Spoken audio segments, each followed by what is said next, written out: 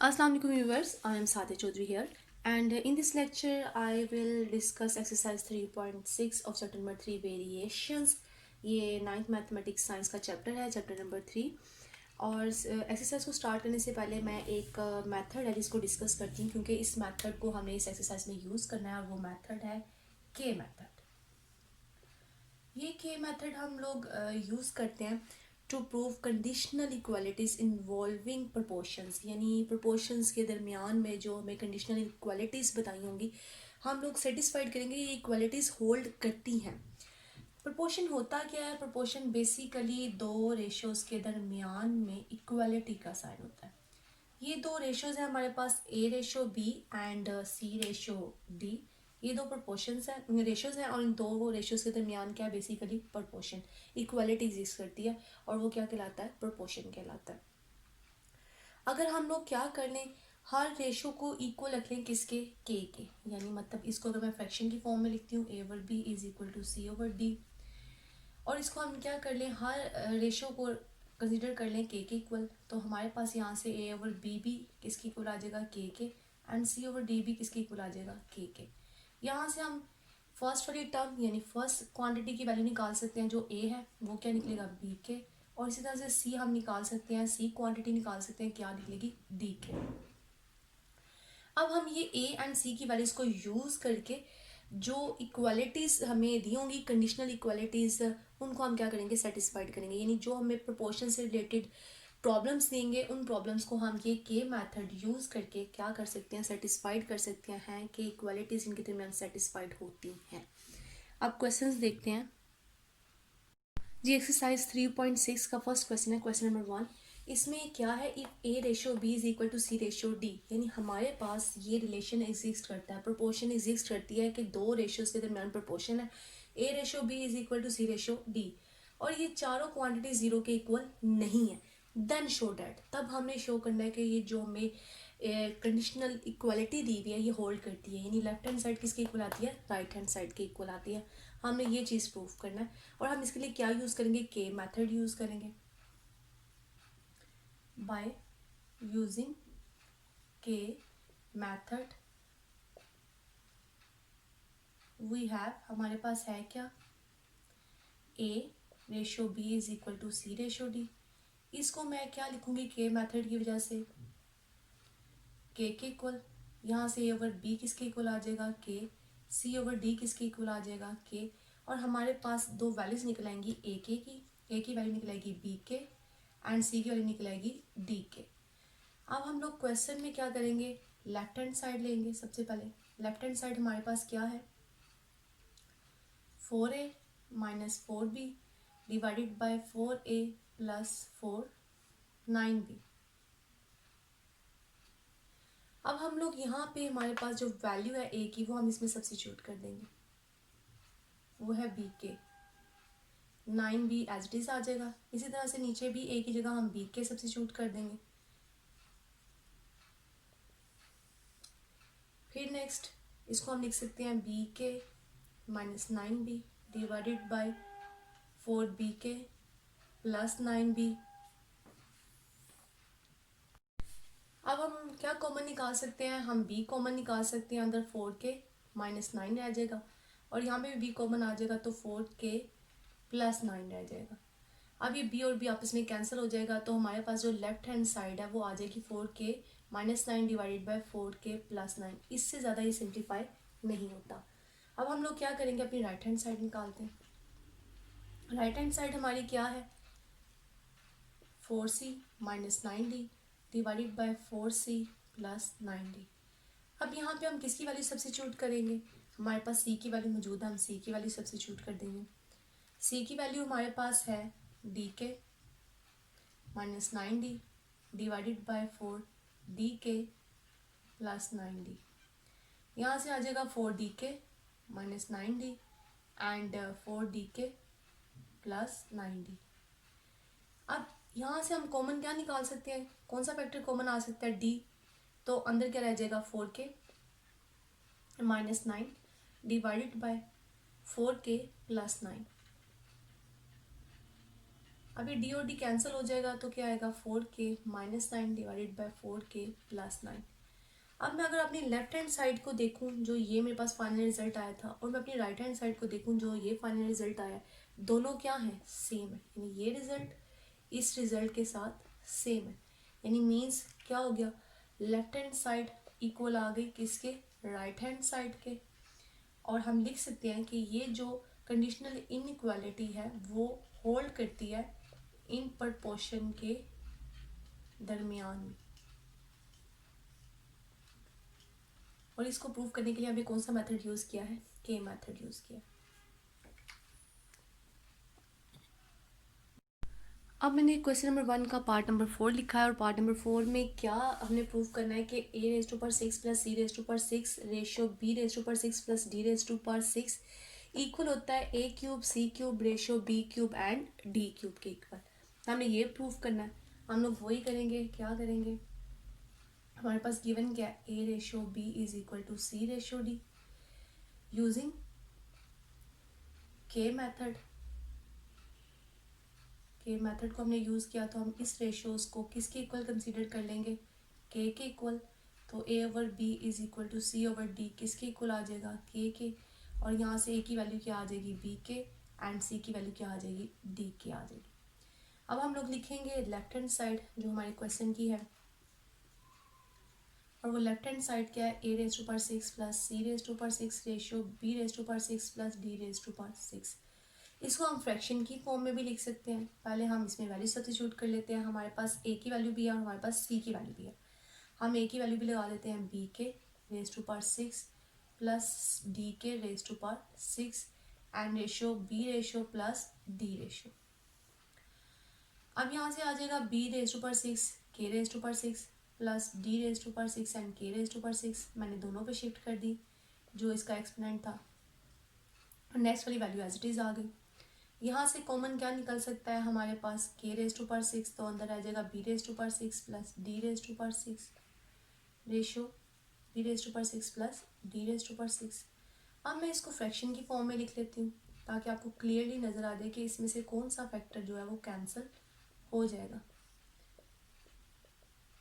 जब मैं इसको फ्रैक्शन की फॉर्म में लिखा इस रेशियो को, तो ये और ये कट जाएंगे तो जस्ट क्या रह जाएगा, के रेज टू पावर 6 रह जाएगा।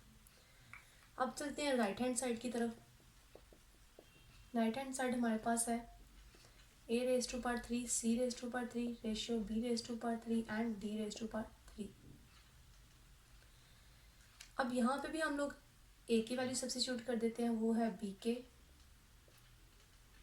और c की वैल्यू सब्स्टिट्यूट कर देते हैं, वो क्या है, d के, एंड यहाँ पे b cube and d cube क्या रह जाएगा, एज इट इज रह जाएगा। यहाँ से b रेज टू पावर 3 आ जाएगा, k रेज टू पावर 3 आ जाएगा, d raise to power 3 and k raise to power 3 आ जाएगा। आप इसको स्टार्टिंग में भी फ्रैक्शन में लिख सकते हैं, कोई इतना इशू नहीं है कि एंड पे जाके करना है, स्टार्ट में भी लिख सकते हैं। यहाँ से b raise to power 3 and d raise to power 3 मैंने स्टार्ट पे लिख दिया, और ये दोनों की पावर क्या हो जाएगी, ऐड एक्सपोनेंट के जो रूल के तहत कि अगर बेस सेम होती है और m अगर एक पावर है और एक n है तो ये दोनों पावर आपस में क्या हो जाते हैं, ऐड हो जाती हैं। ये एक्सपोनेंट प्रॉपर्टीज़ बताई हुई हैं मेरे प्रीवियस लेक्चर्स में भी, यहाँ वहाँ से अगेन देख सकते हैं, प्ले लिस्ट में मौजूद है वो लेक्चर्स मेरे। अब जब मैं इसको फ्रैक्शन की फॉर्म में लिखूंगी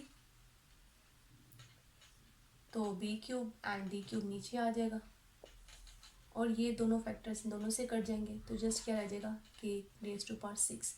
तो हमारी लेफ्ट हैंड साइड किसकी इक्वल आ गई, राइट हैंड साइड की।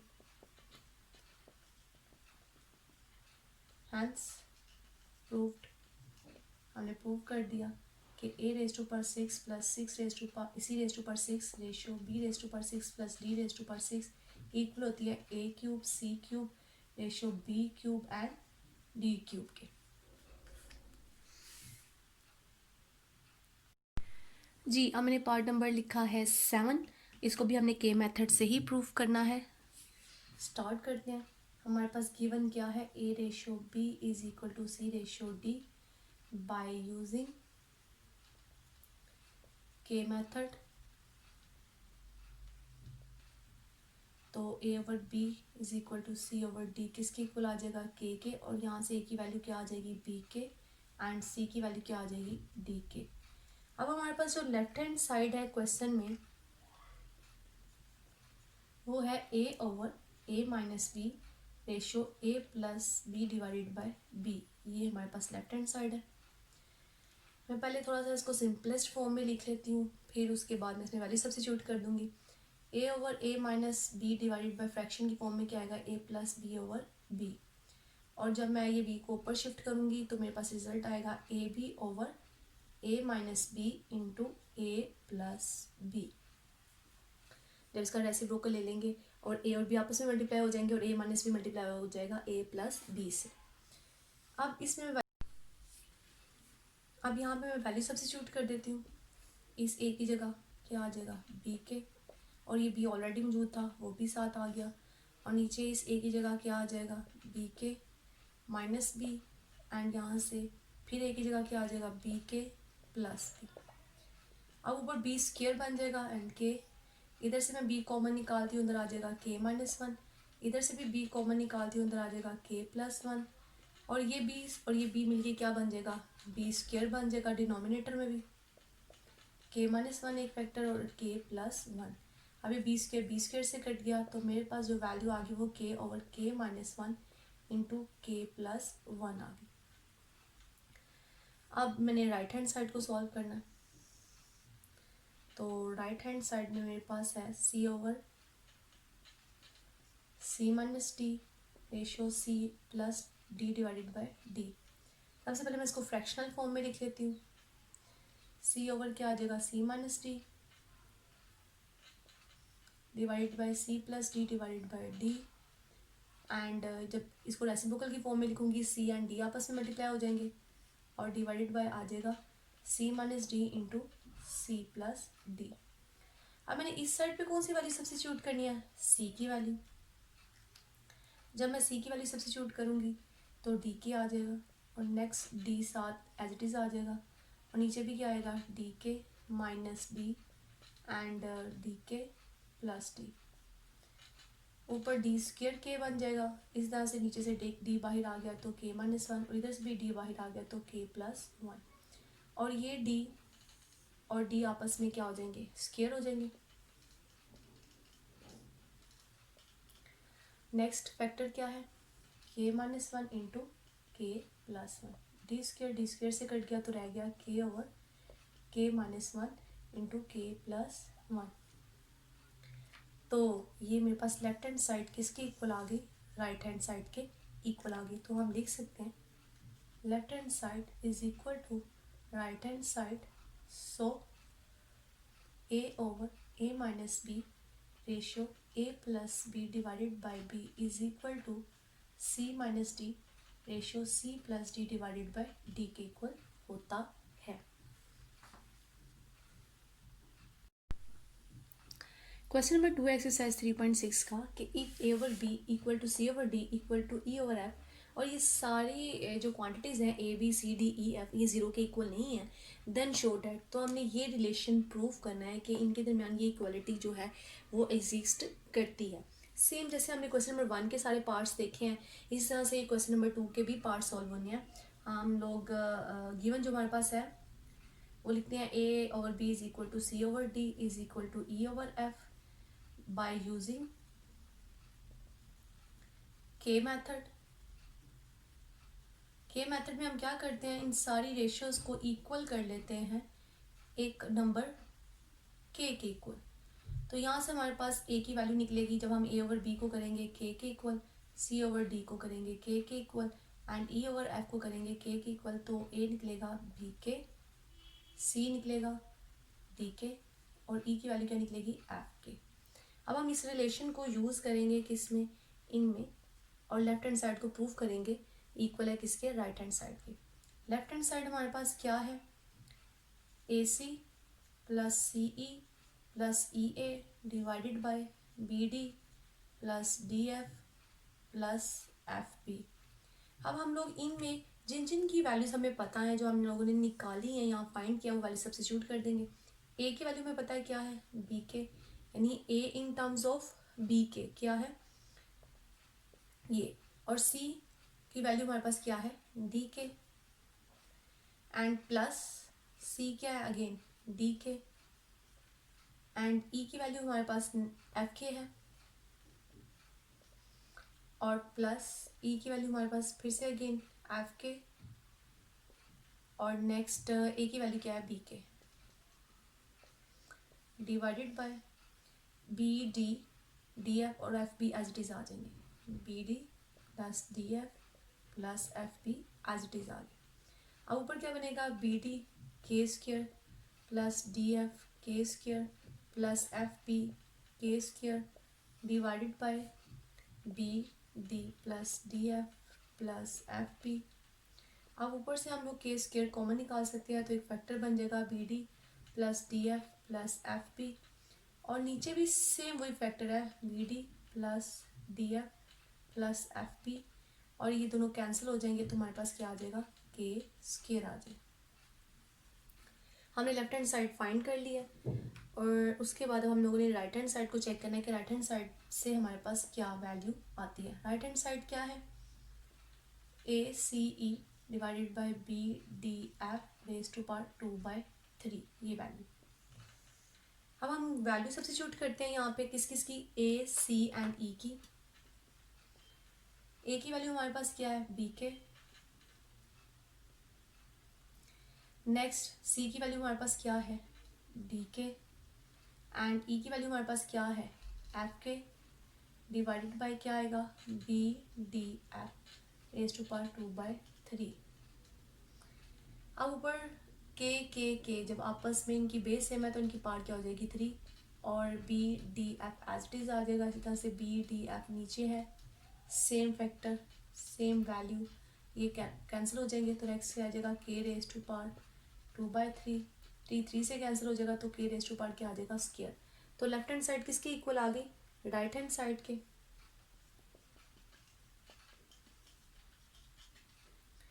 डेट इज ये लेफ्ट हैंड साइड यानी ये जो रिलेशन है ये क्या करता है, ये एग्जिस्ट करता है A C plus C E plus E A divided by B D plus D F plus F B is equal होता है किसके B D F raise to power 2/3 के।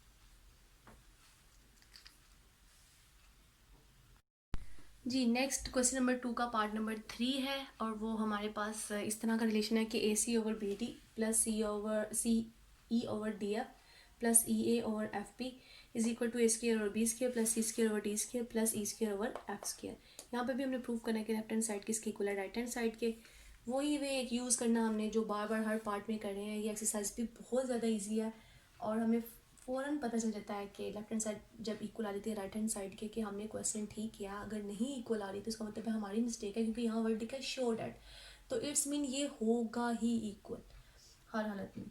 अब ए ओवर बी हमारे पास गिवन है C over D is equal to E over F by using K method. अब K method में हम लोग क्या करते हैं, रेशियोज को लिखते हैं किसके इक्वल, एक नंबर जिसको हम कहते हैं के, और यहाँ से ए की वैल्यू आ जाएगी बी के, सी की वैल्यू क्या आ जाएगी डी के, एंड ई की वैल्यू क्या आ जाएगी एफ के इक्वल आ जाएगी। अब हमारी लेफ्ट हैंड साइड क्या है A C divided by B D plus C E divided by D F plus E A divided by F B. अब यहाँ पे हम लोग सब्स्टिट्यूट कर देंगे जिसकी वैल्यूज हमारे पास है।